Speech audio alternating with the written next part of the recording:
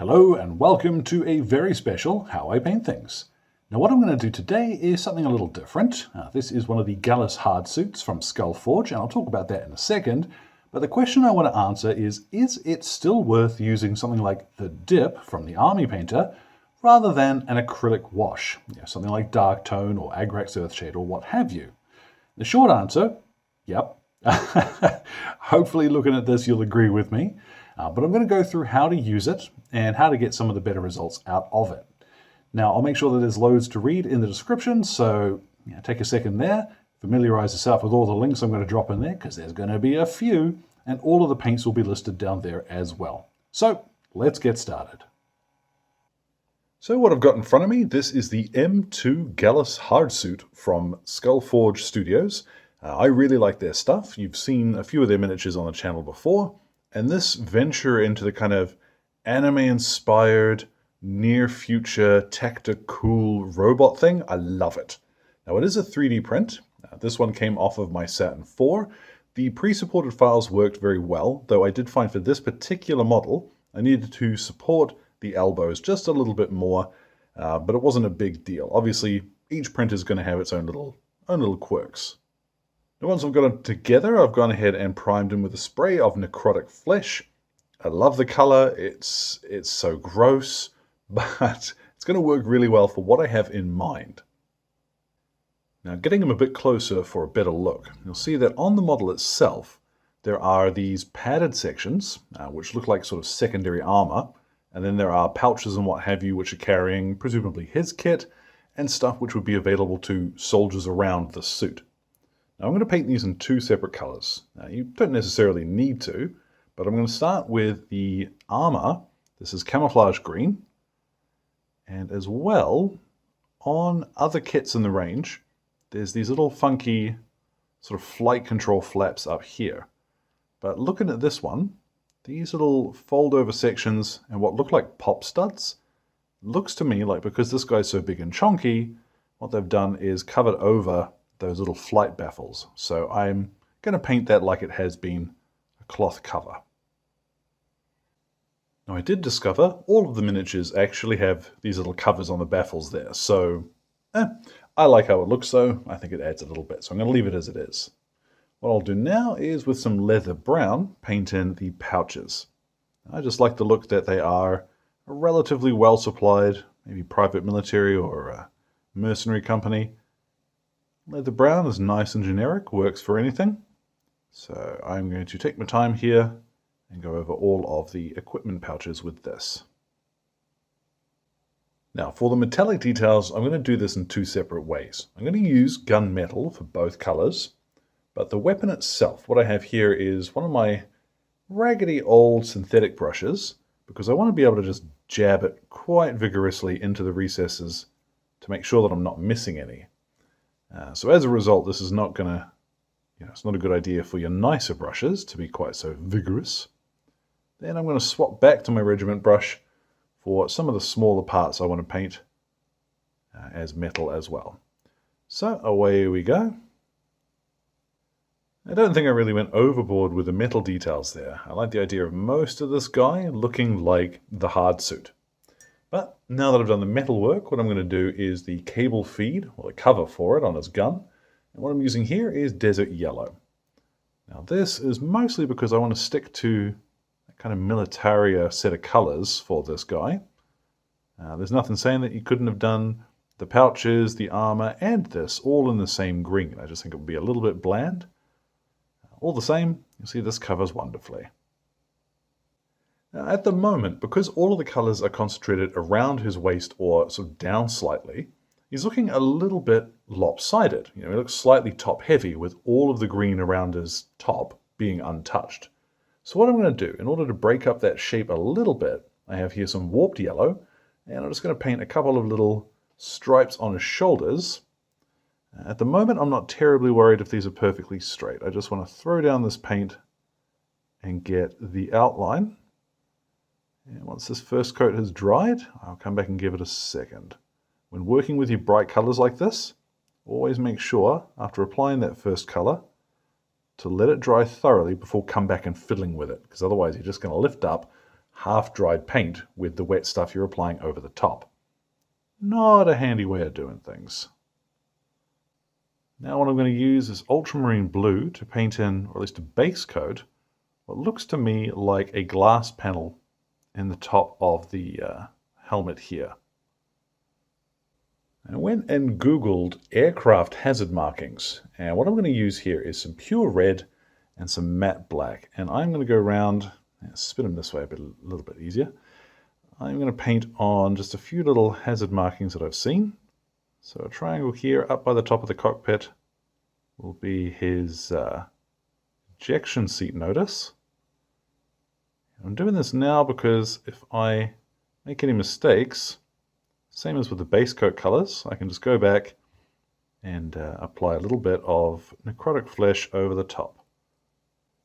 Once you had a bit of fun with that, what I'm going to go back to is necrotic flesh, and now we'll start that tidying up. So as well as the markings, anywhere that I have made a mess earlier, I can tidy up with this as well.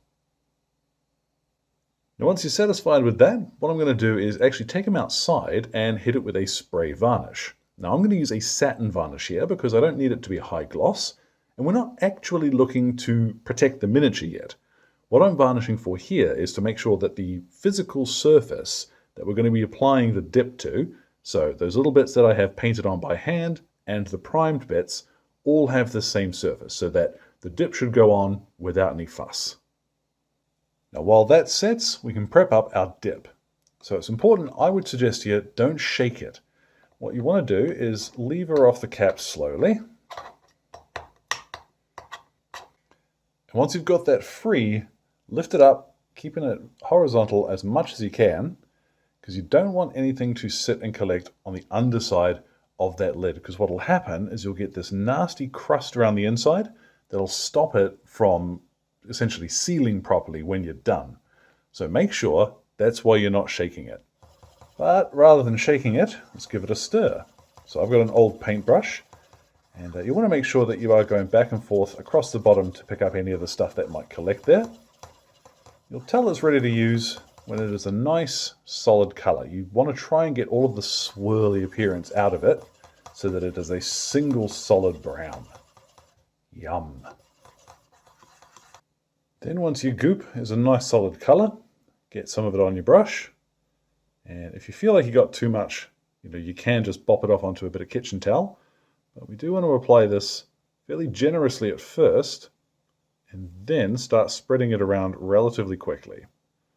So make sure that you are working it into the recesses. And once it's been applied and it sits for a couple of seconds, you'll notice that the streakiness kind of works out of it. So be a little more generous with it than you might think the first couple of times you apply it. Let's take a second here, and I'm going to go over the entire miniature with the dip.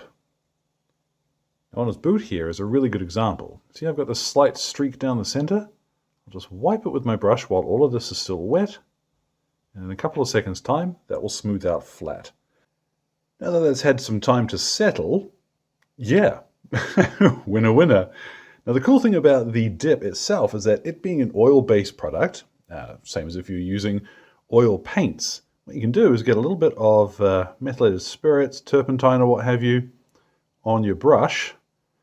And oh gosh, I might have left that a little bit long to do this bit, but you can use it to peel away some of that dip.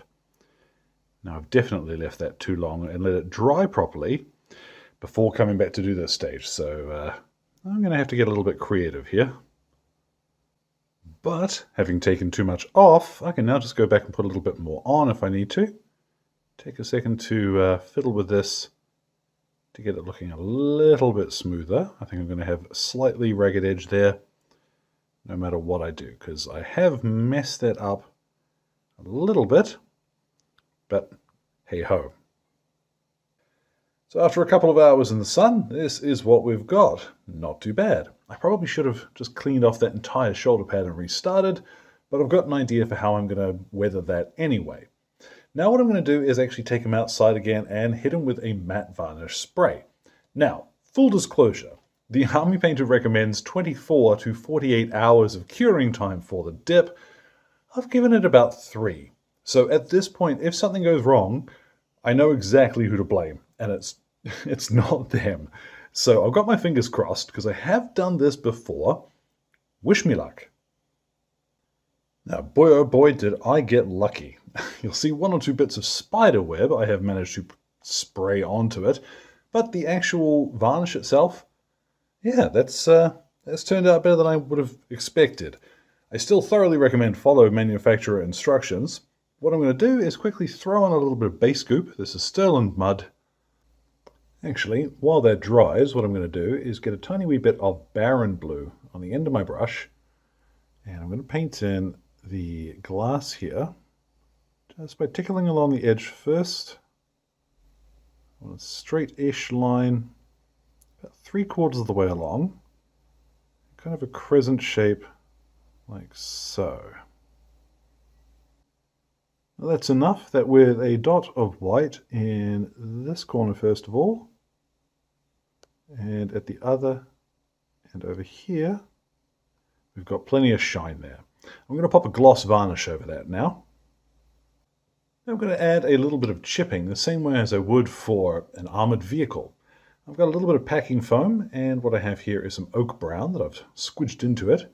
Dab it a couple of times on your palette or some kitchen towel or what have you, just to get most of it off. And then dabbing lightly at corners and panels where you want it to look like. There's been a little bit of damage, a little bit of chipping, and this will work. This will work very quickly. You don't want to apply a huge amount of this because it will very quickly make them look properly battered. So just a little of this, particularly on areas where you want to break up larger flat areas. So for sure, like along his back here, to make this ammo drum a little more visually interesting, I'm not going to add a huge amount, just enough to rough it up a bit. Now at this point, if you're still enjoying painting, what I've got is some grotesque green, and we're going to pick a couple of spots on the chipping that we've just done to accentuate the edges of that. Now I might have thinned that down a little bit too much, but it won't matter if it's not a perfect highlight. We want it to look fairly rough, so tiny character brush here is going to give me plenty of control. Just a few places. I don't want to go over all of the chipping like this. And finally, I have some plate mail metal, and what we'll do is get a bit of that on my brush and flick along the edges of the weapon and the little grip on the front of his, I guess it's the helmet section. Now once I'm done with this, what I'm going to do is go ahead and finish the base. I'd normally say I'll take him outside to varnish him, but at this point, that might be overkill. All the same, once his base is finished, and the recipe for that will be in the description, let's see what he looks like. And so, there at last, our hardsuit is complete. Now, full disclosure, I did actually come back with a little bit of Barren Dune and dry brush along the cable cover. I realized that I'd stopped recording when I did it, but it's 2 seconds worth of work. I'm sure you can figure that one out. Now, to answer the question again, is the dip still worth it? Yeah, of course. Otherwise, I wouldn't have actually put the effort into the video. I think it's a good product. It's a useful tool.